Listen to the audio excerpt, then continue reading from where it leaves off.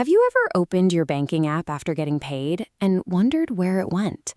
Your rent is paid, your groceries are covered, a few online orders showed up, you grabbed coffee on busy mornings, ordered food after exhausting workdays, and then suddenly you're counting the days until the next paycheck. Most people assume financial problems come from huge, obvious mistakes. Buying a car you can't afford, taking on a mountain of high-interest debt, making reckless investments.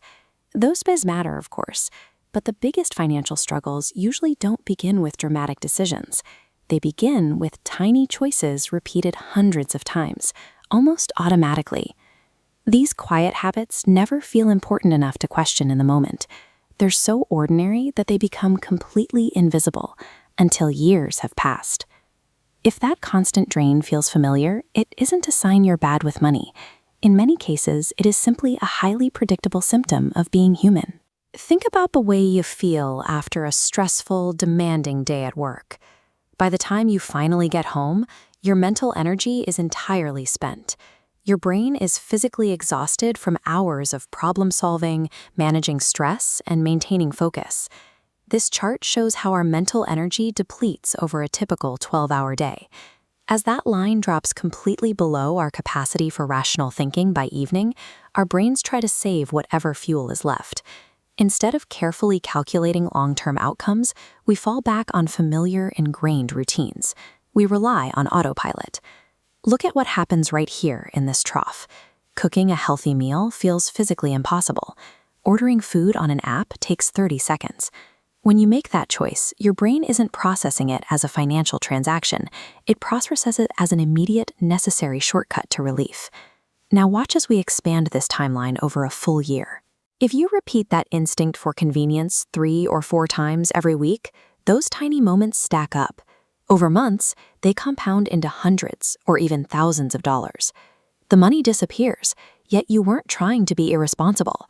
The chronic bleed in your bank account is actually a systemic symptom of psychological exhaustion, cleverly disguised as convenience. This dynamic gets even more complicated when your income actually goes up. You finally land that promotion, your paycheck grows, and you expect the constant financial pressure to disappear at last. Life should finally feel easier. This graph illustrates exactly why it doesn't. We call this lifestyle inflation. As your income climbs upward, your baseline lifestyle cost, represented by this parallel line, rises quietly right alongside it, swallowing up the extra cash. The apartment gets a little nicer. The phone gets upgraded. Weekend spending becomes slightly more casual. Nothing feels excessive, but within a few months, this inflated lifestyle becomes your unremarkable normal. You're right back to waiting for payday, only now your expenses are significantly larger. When that familiar pressure returns, it triggers a powerful psychological defense mechanism. You start avoiding your finances entirely. Looking at your bank balance starts to feel uncomfortable, and checking your recent transactions creates intense guilt, so you simply postpone looking until tomorrow. This flowchart maps out the trap that forms next. Uncertainty creates anxiety. That anxiety triggers your instinct to avoid the problem. That avoidance enables unchecked, mindless spending, which loops right back around to create even greater financial pressure.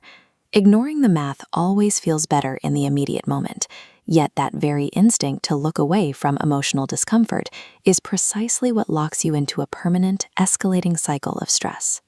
True financial peace is rarely created by just earning more money first.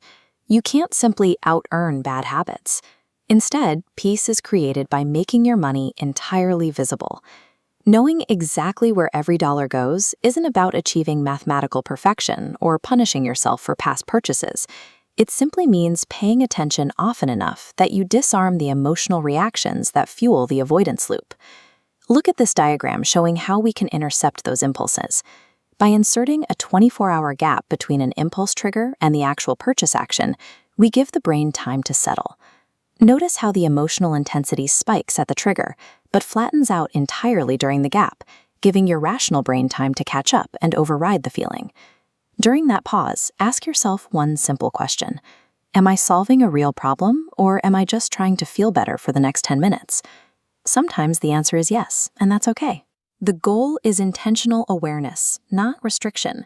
This comparative growth chart illustrates why this matters. We normally associate compound interest with investing, but habits compound identically.